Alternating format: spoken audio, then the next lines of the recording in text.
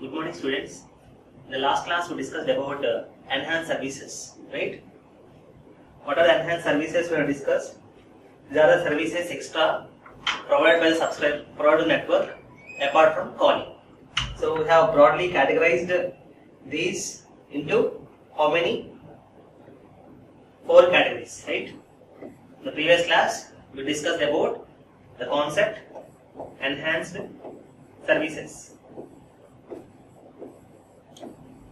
So what is the meaning of enhanced services? Enhanced services means apart from calling, we are going to provide more number of services to the subscribers. Generally, we categorize those services into 4 categories, right? What is the first category? These are the facilities with respect to the calling subscriber and facilities with respect to the called subscriber and more than 2 parties calling, and last one is miscellaneous. So in that we see some examples such as AD. What is AD stands for? Everyday dialing, then no call dialing, and similarly missed calls service, conference calls, alarms, and we also discussed about malicious tracing, okay, and for billing. So some of the examples seen in the last class about the enhanced services. Okay, now in this class we will discuss about the multi-stage switching.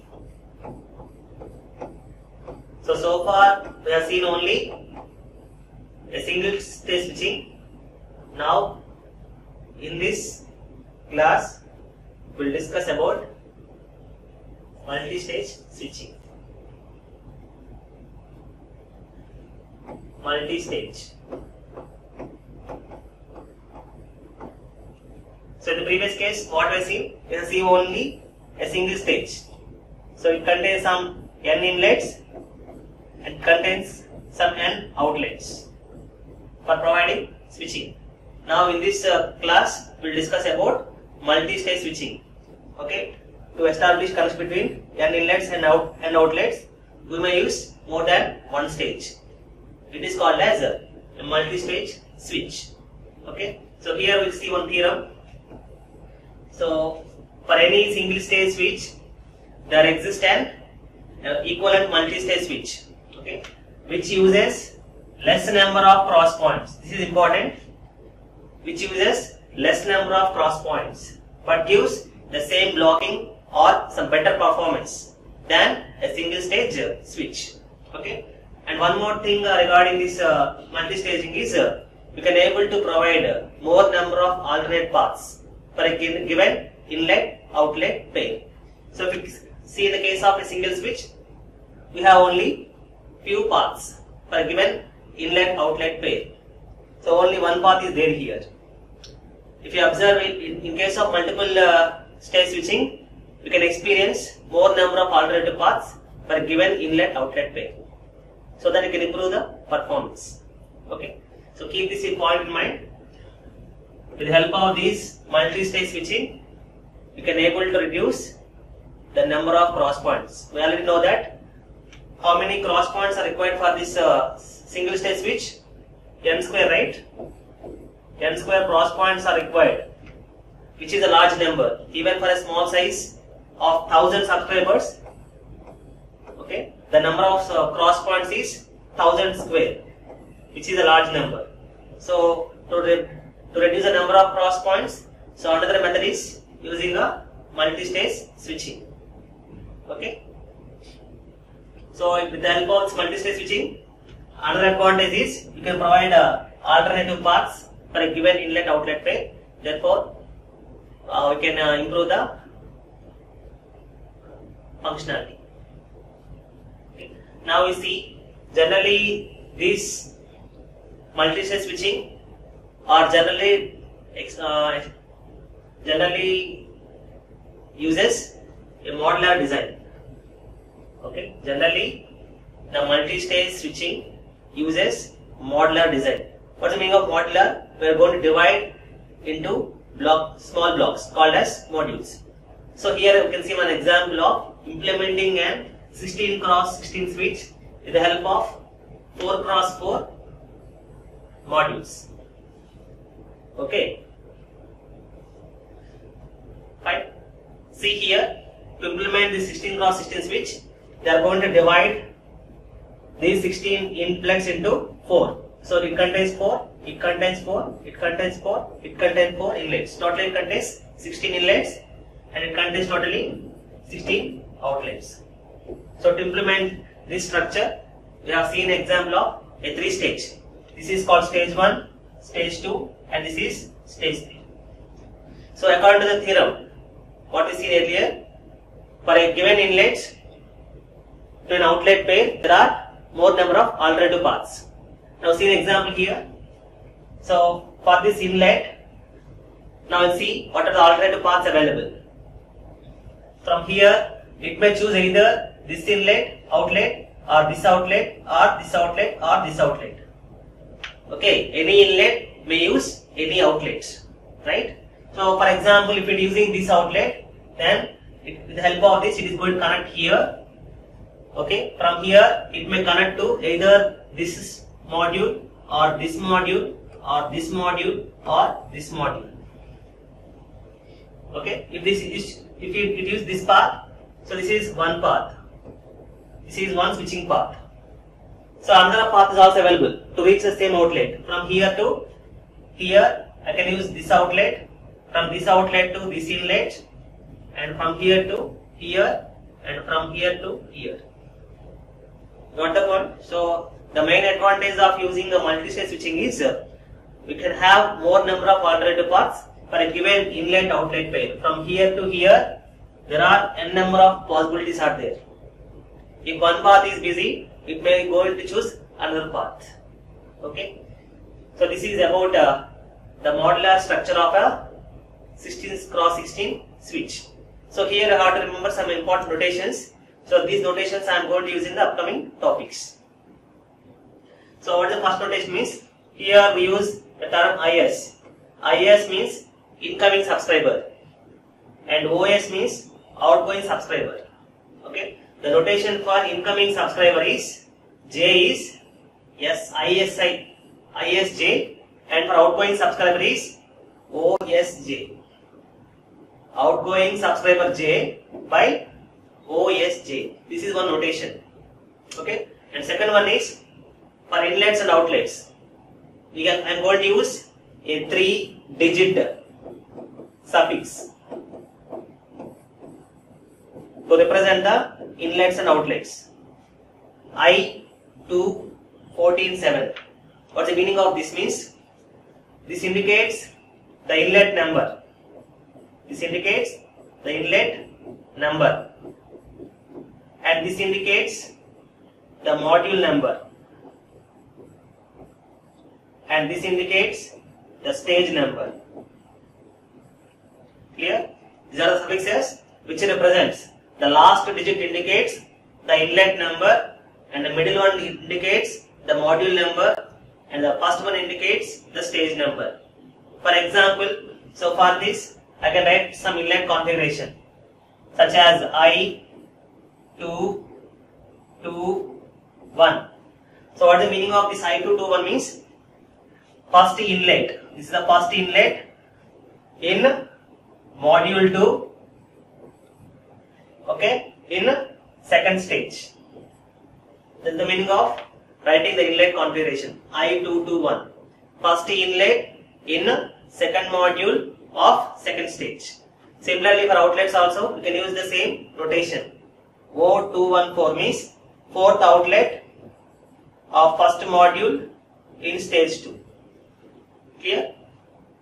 This is a representation of inlets and outlets. Correspondingly, you can also use the notations for modules. We use here a 2-digit suffix M35. M35 means fifth module in third stage. Fifth module in third stage. Okay. So this is about implementing on higher multi-stage switches with the help of modular design. Now we see an example of 2-stage representation of an n cross n network. For example, already we know with help for a single stage to implement an N cross N switch, it requires N inlets and N outlets, and the switching capacity is K. Let's take the switching capacity is K. Okay. And what about the number of switching cross points? N square cross points are required for implementing this switch, one stage switch. So, according to theorem, we discussed that for every single stage system switch, there is an equivalent multi-stage switch with the same switching capacity with the less number of cross points, and it also contains more alternating paths. So, to implement this particular switch in terms of two stage, we can take, this is stage 1 and this is stage 2. Okay, since according to specification, it should contain K as switching capacity. Therefore, the size of the first stage is N cross K. It contains K N inlets and K outlets, and for this stage, it must be K cross N. Therefore, it contains K paths. Nothing but it is the switching capacity of this system. Okay.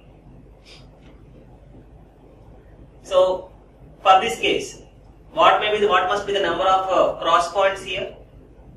Number of cross points. How to get the number of cross points?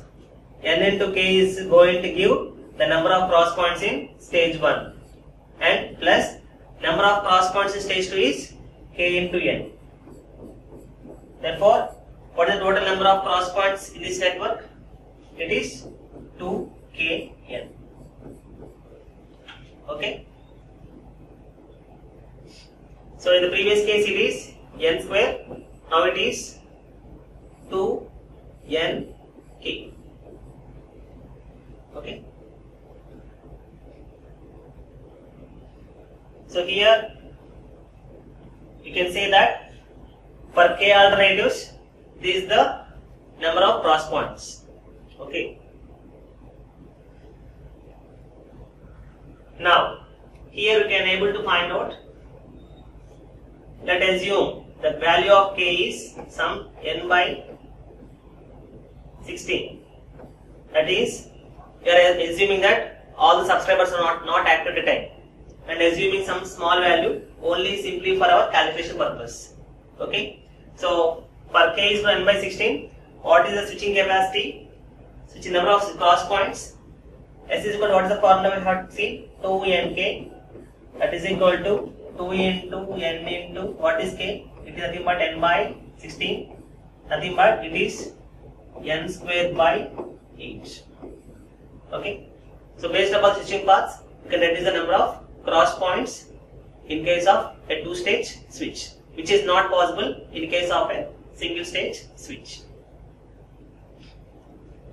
So this is more advantageous as the number of stages increases. For a two-stage network, this is not that much helpful. Okay, this multi-stage switching is helpful only for higher order switching systems. That means more than 2. We have better blocking performance and better less number of cross points. Okay, you can further reduce the number of cross points if you have increased the number of stages. Now, the same two-stage switching can also be implemented with the help of a modular design. Okay. In previous case, we are not divided into modules, right? You have N inlets for stage 1 and N outlets for stage 2. But now in this case, I am going to implement the same system with the help of a modular design. So I am taking an example here, M inlets and N outlets. So since I am using a modular design, I have to divide these M inlets into groups of all modules. So here the stage 1 contains all modules. Okay, and each module contains some P inlets. Similarly, at output stage also, I am going to divide these inlets into S modules, and each module contains some Q outlets. Okay. Now what about the interconnections? According to theorem, for every outlet we have some inlet. So this outlet 1 is going to connect to the first module of second stage. Similarly, second outlet is going to connect to the next module of second stage. So how many such outlets are possible? Since I am having S modules here, so the number of outlets for each module must be S, right? 1, 2 and so on S. Therefore, here you have to choose the size of the modules. I know about inlets, but I don't know about outlets for stage 1. Similarly, for stage 2, I know the number of outlets, but I don't know the number of inlets. So to find out the sizes of these modules, we have to apply the theorem. That is, for every outlet in a given module, then corresponding outlet to the second stage module. Therefore, the number of outlets here is S. What about here the number of inlets? It will be R. Okay, S is number of outlets for stage 1 and R be the number of inlets for stage 2. So with this information, can I fix the size of the modules? So P cross S is the size of each module in stage 1 and R cross Q is the size of each module in stage 2.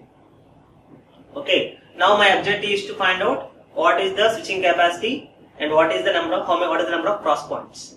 Okay. Now, so already we see in the size, right? P into S is size of first module and R into Q is the size of the second module in the second stage. So what is the total number of cross points? Means, so how many cross points are there here in this particular entire stage? Each is having PS. Each module is having PS cross points. How many cross points are there like this? R modules. So this is the number of cross points in stage 1. What about here? R into Q into S is the number of cross points in stage 2. The sum of these two is going to give the total number of cross points. Okay. Therefore, the total number of cross points is equal to PSR plus QRS. So put the values of M and N in place of here. What is the value of M? How to get the value of M? M means the total number of inlets are divided into R modules. Each contains P inlets. Therefore, RP is the number of inlets. Similarly, what about the number of outlets? Number of outlets N is equal to each module contains Q outlets. How many modules are there here?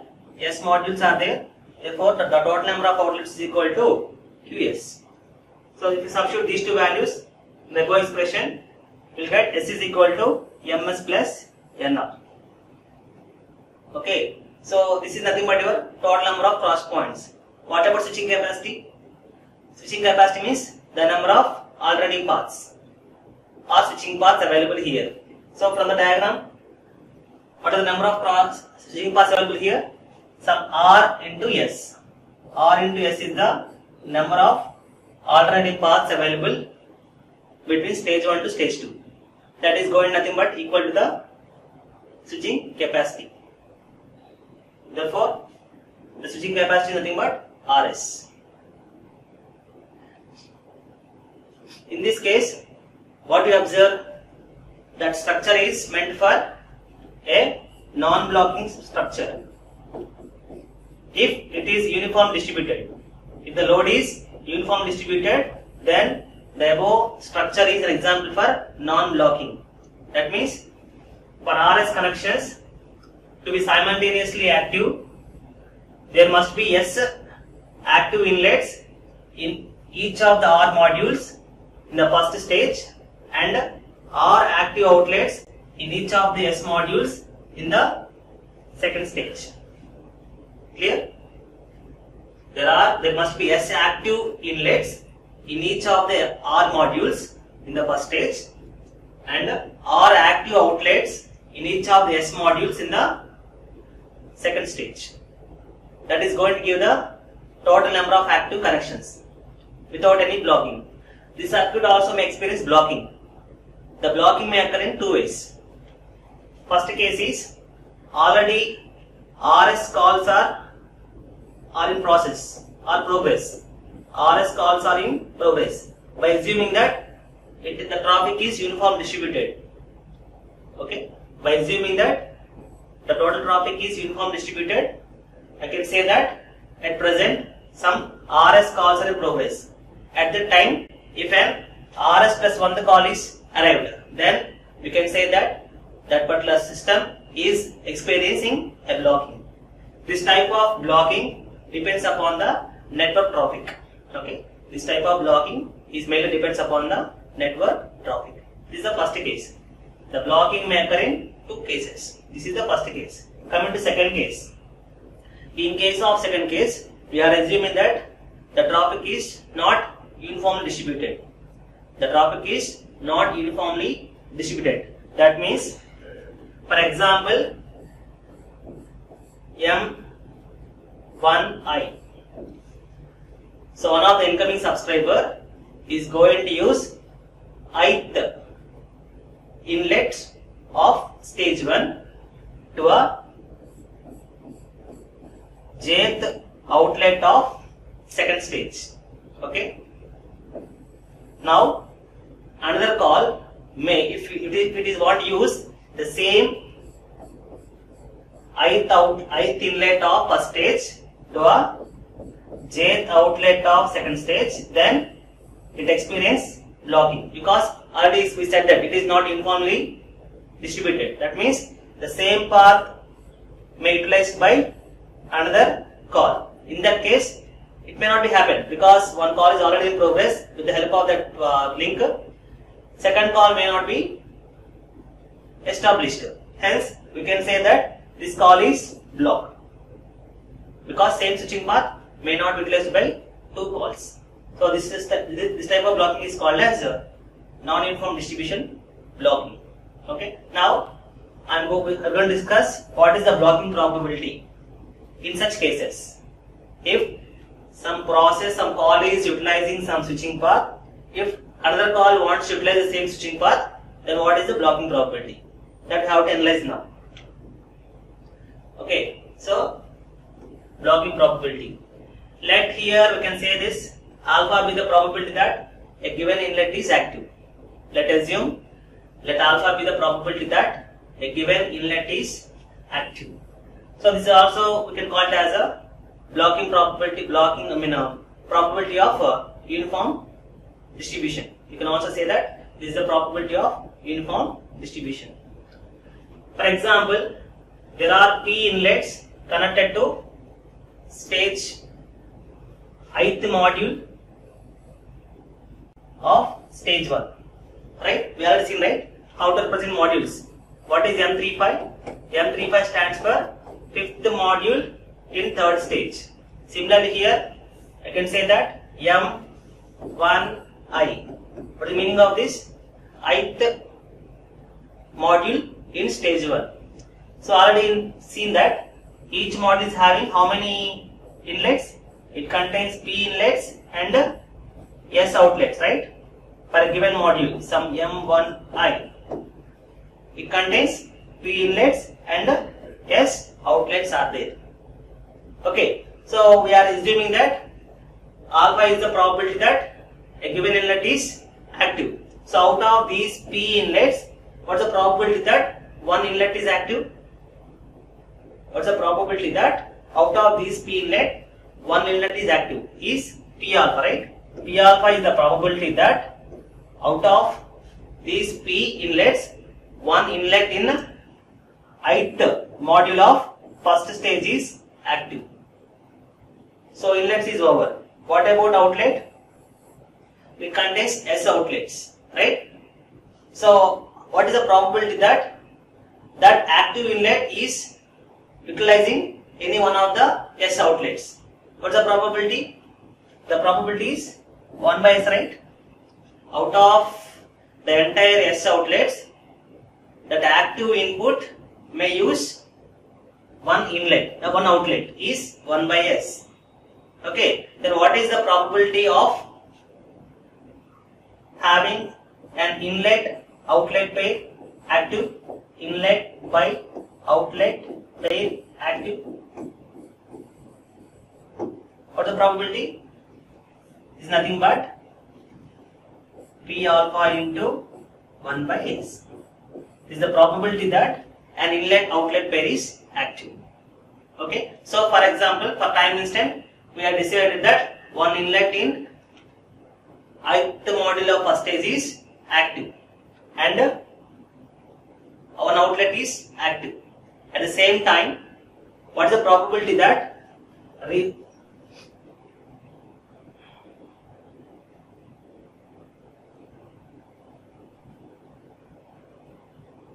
what is the probability that